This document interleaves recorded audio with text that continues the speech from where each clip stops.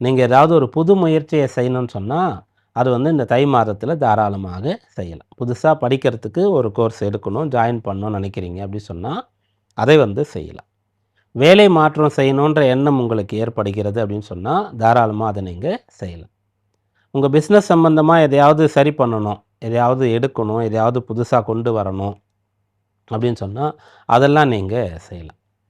அப்போ மனவயதில் இருக்கக்கூடிய விருச்சிக ராசி அன்பர்கள் வந்து திருமண விஷயங்களை பார்க்கணும்னு சொன்னால் தாராளமாக பார்க்கலாம். குருபலம் இல்லை, இப்போது அவர் 8ல் இருக்கார், 9ல் வரட்டும் அப்போ பார்த்துக்கலாம் அப்படின்னு சொல்லி இல்லாமல் இந்த மாதத்தில் தாராளமாக விருச்சிக ராசியில் இருக்க பொண்ணு இருக்காங்கன்னா நீங்கள் வந்து அவங்களுக்கு வரன் பார்க்க ஆரம்பிக்கலாம். பையன் இருக்கான்னா பெண்களை வந்து தேடலாம். திருமண விஷயங்களுக்கான முயற்சிகளை செய்யலாம். இன்னமும் ஒரு படி மேலே போயிட்டு இப்போது இது போல் டெய்லியும் ராசி பலன் சொல்கிறோம், கிரகநிலைகள் சொல்கிறோம், வாரத்தில் வார பலன், மாத பலன், வருட பலன், கிரக பெயர்ச்சி பலன் இதெல்லாம் சொல்கிறோம்.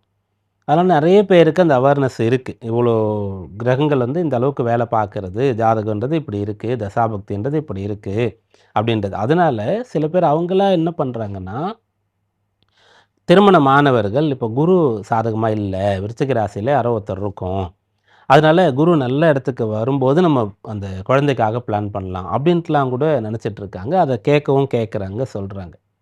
அந்த மாதிரி நீங்கள் பண்ணியிருந்தாலும் கூட அதெல்லாம் இப்போ கடைப்பிடிக்கணும்னு அவசியம் கிடையாது. ஏன்னா குரு எங்கே இருக்கார் அப்படின்றது முக்கியமான ஒன்று தான். குருவுக்கு பார்வைகள் இருக்கிறது, அதையும் நம்ம கன்சிடர் பண்ணணும். அதை தாண்டி வேறு கிரகங்கள் வந்து பலன்களை தரக்கூடியதாக இருக்குது, அதையும் பார்க்கணும். அப்படியாக குழந்தைகள் சம்பந்தமான விஷயங்களில் நல்ல பலன் கிடைக்கக்கூடிய யோகம் இருக்கிறது.